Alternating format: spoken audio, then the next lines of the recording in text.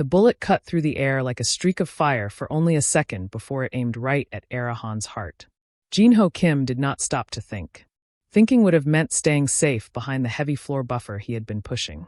Thinking would have meant watching the young woman fall dead, just 5 feet away from him. So Jinho did not think. He leapt. His rough blue work clothes slammed into her expensive black silk dress as he threw his body into the path of the flame. The bullet that was meant to end a life instead tore into Jinho's shoulder, sending a wave of burning pain through his body that made his vision explode into bright stars. He heard glass breaking. Maybe it was the giant windows. Maybe it was the sound of the world falling apart as alarms wailed and guards shouted orders. Jinho hit the cold floor hard, his head bouncing off the polished wood. Dark blood pooled across his blue cleaner's uniform, spreading like spilled ink on a clean page. Above him, the rich girl he had just saved looked down with eyes wide and full of terror. The shock on her face was something she had never felt before. The pain was all he could feel. It pulled Jinho down into a dark place where the city lights became fuzzy and the fancy penthouse room blurred into strange shapes. He tried to whisper an apology for getting a mess on the shiny floor he had just waxed, but his tongue felt heavy and useless. Then he felt hands on his skin, soft, shaking hands that smelled like expensive flowers. Erahan had dropped to the floor next to Jinho, holding his head with a kindness that seemed impossible from a girl who usually looked right through him. Before we go into the details of this amazing story, do well to appreciate our little efforts by subscribing to our channel, like the video, and tell us your city where you are watching from.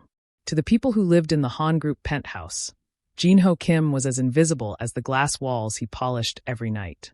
For 3 years, Jinho had worn the same faded blue uniform, carrying a bucket of soapy water through the halls of power. He knew exactly how the moonlight hit the marble floors at midnight, but he did not know the names of the people who walked on them. They never looked at him, and that was exactly how he liked it.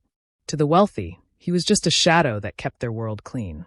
Being invisible was his only way to stay safe. Jinho's life was a quiet cycle of hard work and heavy debt.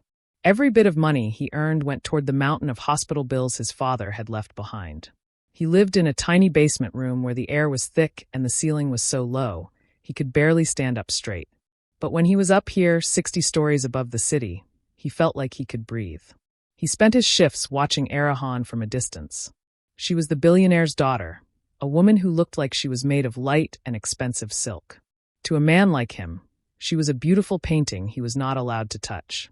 On the night of the shooting, the air in the penthouse felt strangely heavy. Era was standing by the massive window, her back to the room, looking out at the glowing city skyline. Jinho was nearby, scrubbing a smudge off a glass table. He was not supposed to be in the same room as her, but the chairman was late, and the cleaning crew was rushing to finish. Then the silence broke. It was not a loud noise, just a sharp whistle, the sound of a bullet traveling through the air. Jinho saw a tiny red dot from a laser sight dance across the back of Era's black dress. In that heartbeat, his invisible life flashed before his eyes. He thought of his father's tired smile. He thought of his dark basement room. He realized that for once in his life, he had the power to do something that actually mattered. He did not hesitate. He dropped his cleaning rag and pushed off the floor with all the strength in his legs. The blue uniform, which had always been a sign of his low status, suddenly became a shield. As he threw himself in front of Era, the world seemed to slow down. He felt the heat of the bullet even before it tore into his skin. Now, as he lay on the floor with Era's soft hands on his face, the room was a blur of noise.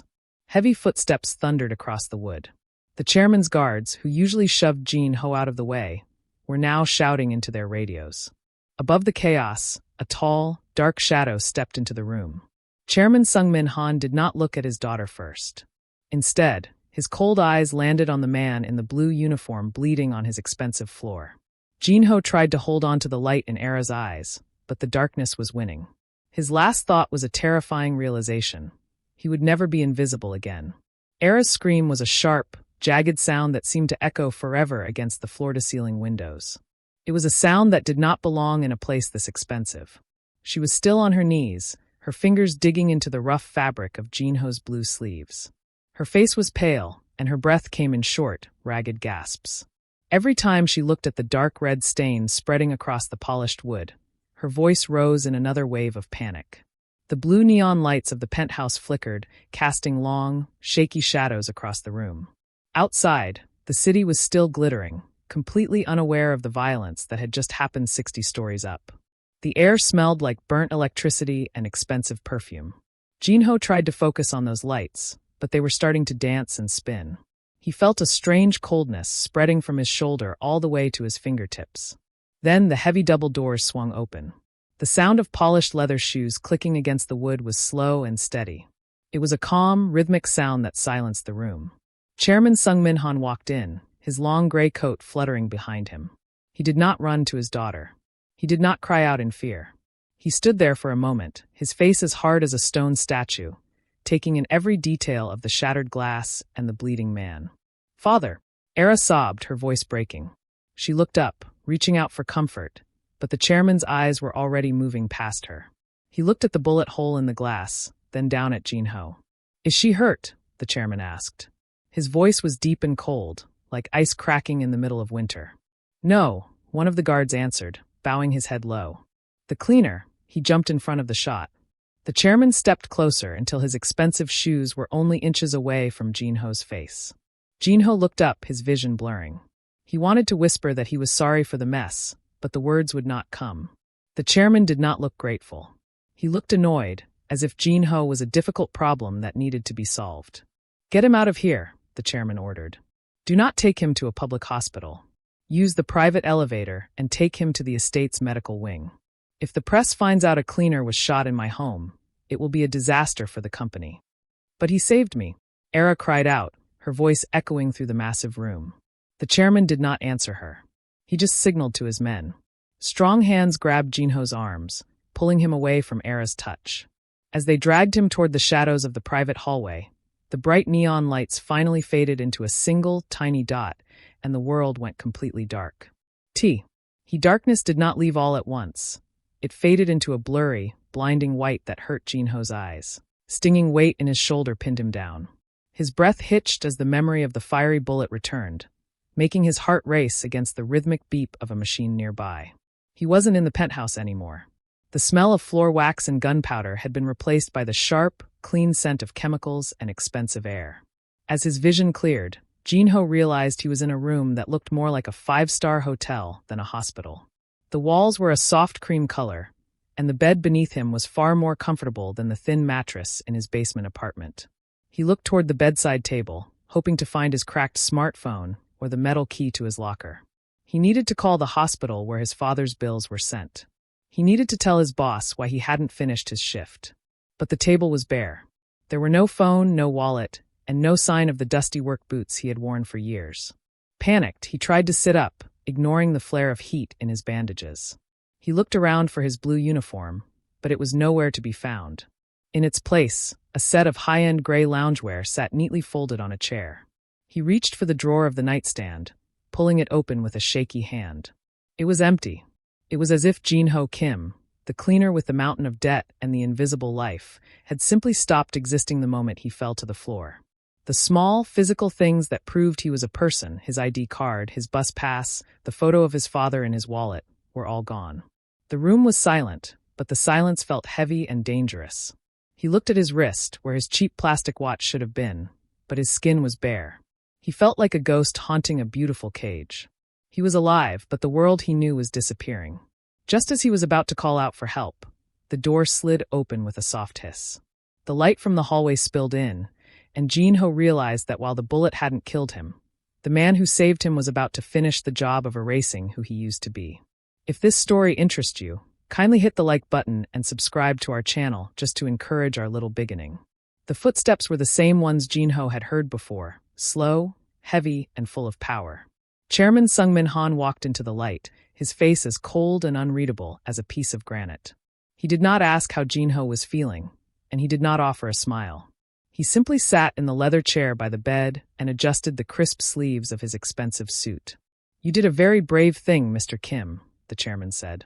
His voice was quiet, but it filled the room like a cold wind. But bravery usually comes with a very high price. Jinho tried to speak, but his throat felt like it was filled with dry sand. "My phone, my things," he managed to whisper, his heart hammering against his ribs. The chairman waved his hand dismissively. Those things belong to a man who no longer exists. You see, the people who tried to kill my daughter are not ordinary criminals. They are professionals from the Shadow Syndicate. They saw your face. They saw a simple cleaner ruin their perfect hit. If you walk out of this room and return to your basement apartment, you will be dead before you can even unlock the door. Jinho felt a chill that had nothing to do with the hospital's air conditioning. He thought of his quiet life, the hospital bills he worked so hard to pay, and the small dreams he had. Everything felt like it was slipping through his fingers. I have paid your father's medical debts in full, the chairman continued, his eyes locking onto Jinho's. Consider it a gift for saving my daughter. But in return, you now owe me a life debt. You saved a life that is worth more than all the money in this city. That makes you a very important liability to my family's security. I just want to go home, Jinho said, his voice shaking. You have no home, the chairman replied flatly. I have already cleared out your apartment. Your records have been deleted. To the world, Jinho Kim the cleaner disappeared in that penthouse. If you try to leave this estate, you will be walking into a grave. Here, you are protected. Here, you have everything you need. But you will stay until I say otherwise. The chairman stood up, looking down at Jinho not as a hero, but as a piece of property. You are no longer an invisible man, Mr. Kim. You are now a ghost in my house. Sleep well. Your new life begins tomorrow. As the door hissed shut, Jinho stared at the white ceiling. He had saved a princess, but in doing so, he had become the prisoner of a king. The silence of the room was now louder than the gunshots, and he realized that the life debt was a contract he could never escape. The door clicked shut, leaving Jinho in a silence that felt heavier than the bandages on his shoulder. He turned his head toward the large window. From this high up, the city looked like a glowing circuit board. He used to be one of those tiny lights, moving through the streets without anyone noticing. Now he was a prisoner in a castle made of glass, and the shadows outside were moving. A soft knock at the door startled him. A young man in a sharp black suit entered. He didn't look like a doctor or a guard. He carried a slim tablet and sat in the chair the chairman had just left. I am Min-soo, he said quietly. I handle the chairman's information. You need to understand who is watching this house. He turned the screen toward Jinho. It showed grainy, slowed-down footage from the night of the attack. Jinho watched himself, a blur of blue uniform, leaping in front of the bullet. The Shadow Syndicate, Min-soo explained, does not like mistakes. They are a ghost organization that sells power and death to the highest bidder. They are famous for being perfect. They planned for the security guards. They planned for the high-tech locks. But they did not plan for a cleaner who happened to be in the wrong place at the right time. Jinho watched the video again. For the first time, he saw the shooter's position on a roof blocks away. The person had been perfectly still, like a machine. They are watching this estate right now, Min-soo continued, his voice dropping. To them, you are a glitch in their system. You are a regular man who broke $1 million contract. They don't just want Arahan anymore. They want to erase the person who ruined their reputation. Jinho felt a cold knot tighten in his stomach. He had spent his whole life trying to be a good person, thinking that being poor meant he was safe from the problems of the rich. But this was different. This was being hunted by people who turned violence into a science. He looked at his hands, which were still rough from years of scrubbing floors. Those hands had saved a life, but they had also marked him for death. Min-soo stood up and tapped the screen, showing heat signatures around the outer walls of the estate. Tiny red dots moved in the darkness beyond the gates. The chairman's walls are thick, but the syndicate is patient, Min-soo warned. You are no longer an invisible man, Jinho. You are the only person who has ever survived their aim. And that makes you a target they cannot ignore. As Min-soo left, Jinho realized the terrifying truth. The chairman wasn't just protecting him because he was a hero. He was keeping his glitch close because as long as the syndicate was focused on Jinho, they were not focused on his daughter. He was the bait in a very expensive trap. The soft hum of the medical machines was the only sound in the room until the door slid open again. This time, it wasn't the chairman or a man with a tablet. It was Arahan. She wasn't wearing the elegant black dress from the night of the shooting. Instead, she wore a simple white sweater and jeans, but she still looked like she belonged to a world Jinho could only see through a window. She stopped at the edge of his bed, her hands trembling slightly as she held a small, gift-wrapped box. For a long moment, she didn't say anything. Jinho felt a familiar urge to look down at the floor, the way he always did when a member of the Han family walked past his mop and bucket. But here, in this high-tech room, he had nowhere to hide. "I didn't even know your name," she said, her voice barely a whisper. "I've seen you in the penthouse for years. You were always there, cleaning the glass, making everything perfect. And I never even said hello." "It's Jin-ho Kim, Miss Han," he replied, his voice sounding scratchy. "And you didn't need to.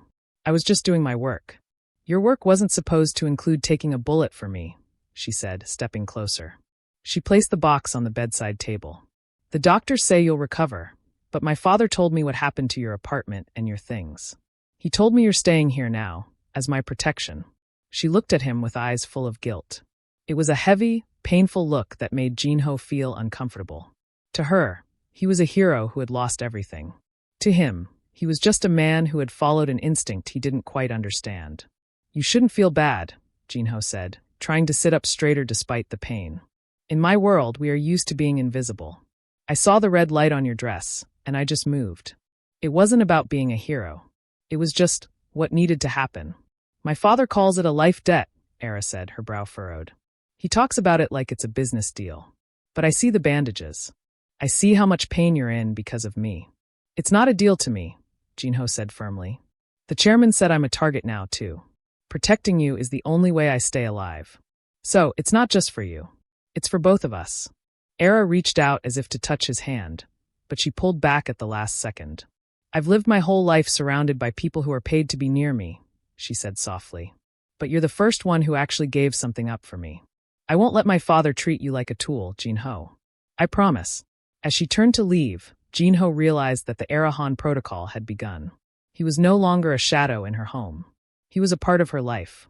He felt a deep sense of duty to keep her safe, but seeing the sadness in her eyes made him realize that being a hero might be even more exhausting than being a cleaner. The next morning, the medical wing was no longer a place of rest. A team of people arrived, carrying garment bags, leather cases, and specialized tools. He didn't treat Jin-ho like a patient. They treated him like a project. Under the chairman's strict orders, the transformation began. Jin-ho stood silently as a tailor measured his shoulders, careful not to snag the measuring tape on the thick bandages underneath. He was ushered into a large dressing room filled with mirrors that showed him every angle of his new reality. A stylist trimmed his hair, sharpening the messy look of a laborer into the clean, dangerous edge of a high-society insider. They scrubbed the stubborn stains of floor wax and detergent from his skin, replacing the scent of work with an expensive, woody cologne that felt like a mask. Then came the suit. It was charcoal gray, made of a wool so soft it felt like a second skin. As Jin-ho slid his arms into the sleeves, he winced. The fabric was light, but it felt incredibly heavy with the weight of his new identity. When he looked in the mirror, he didn't see the man who lived in a basement. He saw a gentleman, a person of power and mystery. The sharp lines of the jacket hid the wound on his shoulder, making him look untouchable. However, as he reached up to adjust his silk tie, the movement pulled at his stitches. A sharp bolt of pain flashed through his chest, a cold reminder that the makeover was only skin deep. Underneath the $5,000 suit, the skin was still puckered and red. The gentleman in the mirror was a lie. The cleaner was still there, bleeding beneath the surface. One of the stylists stepped forward to buff his leather shoes until they shone like the penthouse floors he used to scrub. "You look like a different man," she whispered, her eyes full of professional pride. Jin-ho stared at his reflection. He looked like the men who used to walk past him without a word. He looked like someone who belonged in a world of boardrooms and galas. But as he gripped the edge of the marble vanity, he felt the rough calluses on his palms, marks from years of manual labor that no amount of soap could wash away. He was now wrapped in luxury, but he knew the truth. He was a soldier being dressed for a war he didn't want to fight, and the scars he carried would always be more real than the clothes he wore. The grand office was silent as Chairman Han stood by the window, his back to Jin-ho. The sunlight reflected off the glass, making the chairman's silhouette look sharp and cold. Jin-ho stood near the door, his new leather shoes feeling stiff and heavy. He felt like an actor wearing a costume for a play he hadn't rehearsed. "The syndicate is still out there, Mr. Kim," the chairman said without turning around. "They are waiting for a moment of weakness. If I introduce you as a bodyguard, they will know exactly how to handle you. They will see you as a barrier to be broken. But if I change the story, I change the game."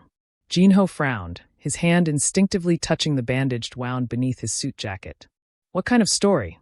The chairman turned, a small, hollow smile appearing on his face. A romance. To the world, you are no longer a cleaner. You are the son of a wealthy family from abroad whose records I have personally created. Today, I am announcing your engagement to Era. It is the only way to explain why you will be by her side 24 hours a day without raising suspicion from the press or our enemies. The air in the room suddenly felt thin. Jinho's mind raced. He thought of his small basement room and the quiet life he had lost. Now, he was being asked to lie to the entire world. Does Miss Han know about this? She knows it is necessary for her survival, the chairman replied coldly. A few hours later, Jinho was led into a hall filled with flashing lights and the roar of 100 reporters. The noise was overwhelming, a sharp contrast to the quiet nights he used to spend mopping floors. Era appeared at his side, looking stunning in a dress that shimmered like water. As they walked toward the microphones, she reached out and took his hand. Her palm was cold and shaking, just as it had been the night of the shooting. The chairman stood before the crowd, his voice booming with fake warmth. It gives me great joy to announce the union of my daughter, Era, to Mr. Jinho Kim. They have been close for some time, and in light of recent security threats, he will be taking a permanent place by her side. Cameras flashed like lightning, blinding Jinho. He felt Era's grip tighten on his hand, a silent plea for help. He looked out at the sea of faces, realizing that every person in the room was now looking at him. He was no longer the invisible man. He was the center of a beautiful, dangerous lie. He squeezed Era's hand back, not because of the fake engagement, but because he knew they were now both trapped in her father's web. The engagement lie had begun, and there was no going back to the shadows. The heavy doors of the Grand Emerald Ballroom swung open, revealing a world that Jinho had only ever seen while scrubbing its baseboards. Thousands of crystals on the massive chandeliers shimmered like trapped stars, casting a golden glow over the crowd. The air was thick with the scent of expensive champagne and heavy floral perfumes. In his charcoal suit, Jinho felt like a wolf dressed in a tuxedo, his heart thumping a nervous rhythm against his ribs. Era's hand was a warm weight on his arm. She looked radiant in a gown that sparkled like a calm ocean, but Jinho could feel the slight tremor in her fingers. As they stepped onto the marble floor, a floor Jinho knew was slippery if not buffed correctly, the music seemed to dip. Heads turned in unison. A sea of people in silk and diamonds stared at the man they now knew as the mystery fiancé. The most painful part was the eye contact. For years, Jinho had mastered the art of looking at shoes. He knew the scuff marks on a CEO's loafers and the expensive shine on a socialite's heels. Now he was forced to look them in the face. He saw a wealthy property developer he had once held the door for. The man smiled at him now, offering a polite nod as if they were equals. He saw a woman whose spilled red wine he had cleaned up 6 months ago. She looked at him with admiration, completely unaware that he was the same, invisible boy she had barked orders at. "Just keep breathing," Era whispered, her lips barely moving as she smiled for a nearby camera. "They only see what my father wants them to see." A waiter approached with a silver tray of appetizers. Jinho instinctively reached out to take the empty napkin from the tray to help tidy up, but he caught himself just in time. His fingers gripped Era's arm instead. He realized that even though his body was wrapped in luxury, his mind was still holding a mop. As they moved through the crowd, the elite whispered about his noble background and his mysterious charm. It was a bizarre, upside-down world. The very people who used to treat him like furniture were now trying to catch his eye. The irony felt like a physical weight, heavier than the gun wound in his shoulder. He wasn't just hiding from the syndicate anymore. He was hiding from his own past, standing in a room full of people who looked at him but still didn't truly see him.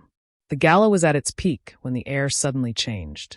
To everyone else, the night was still perfect, full of soft laughter and the clinking of crystal glasses. But Jinho felt a familiar shiver crawl up his spine. He had spent years working in the background, learning how to notice the tiny things that were out of place. He noticed that 2 waiters had stopped moving. They weren't looking at the guests, they were looking at the exits. "Era, move to the left," Jinho whispered, his voice low and urgent. Before she could ask why, the golden lights of the ballroom flickered and died. The room plunged into a terrifying darkness, and the music cut out with a loud pop. Screams began to erupt as the fancy crowd panicked, but Jinho's mind went remarkably clear. He didn't need light to know where the danger was coming from.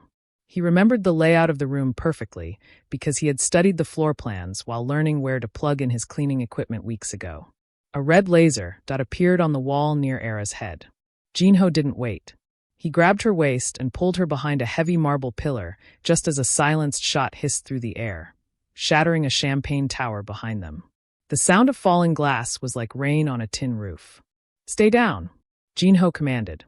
He reached into his jacket, not for a gun, but for a heavy metal flashlight he had kept in his pocket out of habit. One of the attackers moved toward their pillar, his footsteps muffled by the carpet. To the syndicate, Jinho was just a lucky cleaner in a fancy suit. They expected him to cower and cry. Instead, Jinho used the shadows to his advantage. As the attacker rounded the corner, Jinho didn't swing like a fighter. He moved with the precise, efficient motion of someone who had spent 10 hours a day performing repetitive tasks. He stepped into the attacker's space, used the man's own weight against him, and struck a pressure point on his neck with the heavy light. The attacker crumpled without a sound. Jinho quickly grabbed the man's radio and earpiece. Another shadow approached, but Jinho was faster. He used a heavy velvet curtain to tangle the second man's arms, tripping him onto the hard floor with a thud. When the emergency lights finally buzzed to life, the room was a mess of overturned tables and frightened guests. 2 syndicate members lay unconscious at Jinho's feet. Era looked at him, her eyes wide with a new kind of respect. He was standing tall, his charcoal suit slightly dusty, but his gaze was sharp and steady. For the first time, everyone saw it. Jinho Kim wasn't just a shield. He was a predator who knew how to protect his own. He was no longer just a cleaner. He was the most dangerous person in the room. If you are enjoying the story, do well to subscribe to our channel, like the video and comment where you are watching from. The adrenaline from the ballroom attack began to fade, replaced by a cold, nagging suspicion. Jinho had noticed something during the chaos that didn't make sense. The security guards, the chairman's elite team, had been out of position just long enough for the syndicate to enter. It felt less like a mistake and more like a planned opening. Later that night, Jinho walked through the quiet, shadowed hallways of the estate. He was supposed to be resting, but his mind wouldn't let him sleep. He found himself near the chairman's private study. The heavy oak door was slightly open, and a low light spilled onto the carpet. "The numbers are up," a voice whispered from inside. It was Min Soo, the information specialist. "Public sympathy for Miss Era has tripled since the shooting. The news is calling for the new security bill to be passed immediately. Your rivals have no choice but to support you now." "Good," the chairman's cold voice replied. "The syndicate was more aggressive than I expected, but the result is exactly what I needed. A little fear goes a long way in politics." Jinho froze in the shadows, his blood turning to ice. He leaned closer, his heart thudding against his bandaged ribs. "And the cleaner?" Min-soo asked. "He's becoming a bit of a hero in the press." "That wasn't in the original plan. The cleaner was a lucky accident," the chairman said with a dismissive shrug. "He provided the perfect emotional touch to the story. People love a hero from the bottom. As long as he stays in his role, he is useful. If he becomes a problem, he is easy enough to remove." Jinho pulled back into the darkness, his breath coming in shallow hitches. He finally understood the truth. The chairman hadn't just been protective, he had been calculated. He had known an attack was likely and had allowed the security to fail, just enough to create a tragedy that he could use for power. He had risked his own daughter's life for a seat at the top of the political world. Jinho looked down at his hands, the hands that had bled for this family. He realized he wasn't just a shield against the syndicate. He was a pawn in a much bigger and dirtier game played by the man who claimed to be his savior. The luxurious suit he wore suddenly felt like a heavy weight, and the walls of the estate felt like they were closing in. He wasn't just Era's protector anymore. He was a witness to a crime that could destroy the Han family from the inside. He knew he couldn't stay silent, but he also knew that knowing the chairman's secret was more dangerous than any bullet. Before we hear what happened next, comment below if it's getting more interesting. Smash that like button and subscribe to the lovable Mafia boss story to encourage us to always do better. The morning mist hung low over the estate's private gardens, turning the world into the same shade of gray as Jinho's suit. He stood by the stone balcony, watching Era Han as she sat near a fountain. She looked small and tired, unaware that her own father had used her as a target just to win a political game. Jinho felt the weight of the secret in his chest, heavier than any bullet. He knew that if he told her the truth, he would destroy her world. If he stayed silent, he would remain the chairman's pawn forever. "You look like you're a million miles away," Era said, looking up as he approached. She tried to smile, but her eyes were filled with the same fear he had seen in the penthouse. "My father wants us to attend another press conference today. He says the public needs to see us together." Jin-ho looked at her, and for the first time, he didn't see a billionaire's daughter or a mission. He saw a person who was just as trapped as he was. He realized that being her protector was not about standing in front of bullets anymore. It was about protecting her from the man sitting in the office upstairs. "I can't go to the conference, Era," Jin-ho said quietly. She stood up, her face full of confusion. "What do you mean?" "My father says it's the only way we stay safe." "The syndicate?" "The syndicate was invited," Jin-ho interrupted, his voice steady. He told her everything. The conversation he had overheard, the lowered security, and the chairman's plan to use her life for his own power. As he spoke, the shock on Era's face turned into a cold, hard anger that matched his own. "He wouldn't," she whispered, though her shaking hands suggested she already knew the truth. "What are you going to do?" Jin-ho looked toward the high walls of the estate. He could choose to keep wearing the expensive suits and living the lie. He could be the servant who stayed silent. Or he could finally fight for the life he actually wanted. "I'm leaving," Jin-ho said. "But I'm not going back to being invisible. I have the recordings from the security feed, and I have the radio chatter from the gala. I'm going to make sure your father can never use you as bait again." Era stepped toward him, reaching out to touch the fabric of his sleeve. "If you go against him, you'll have nothing. No money, no protection. You'll be a target for everyone." Jin-ho smiled, a real smile that reached his eyes for the first time in weeks. He reached into his pocket and pulled out the old, crumpled cleaning rag he had kept as a reminder of who he was. "I've had nothing before, Era. I'm good at surviving. But this time, I'm doing it as a man, not a shadow." He turned away from the luxury of the estate and began to walk toward the gate. He was no longer a cleaner, a fiancé, or a pawn. As the heavy iron doors opened, Jin-ho Kim stepped out into the city, finally ready to live a life that belonged only to him. Do you want us to end this story here? Or do you want to see how Jin-ho came back for Era and how he is going to make sure her father never uses her as a bait again? Smash that like button and subscribe to Lovable Mafia Boss Story for more stories proving that. 1. Integrity is not defined by social status. Jin-ho began the story as an invisible cleaner, yet he possessed more moral courage than the billionaire who employed him. The story teaches that a person's worth is defined by their actions and their character, not by their job title, bank account, or the clothes they wear. Jin-ho's transformation from an invisible laborer to a man of substance shows that honor is something you carry within yourself, regardless of how the world perceives your social standing. 2.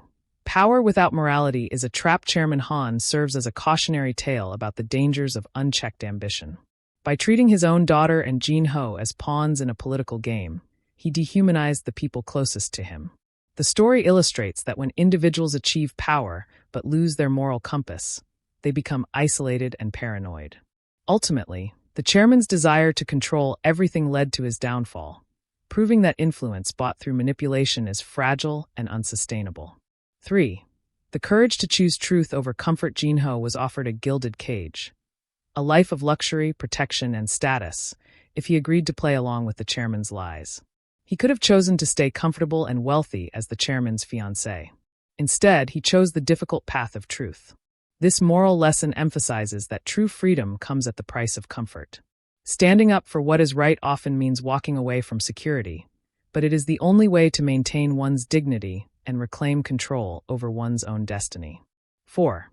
A single selfless act can disrupt corruption. The story hinges on Jin-ho's split-second decision to jump in front of a bullet.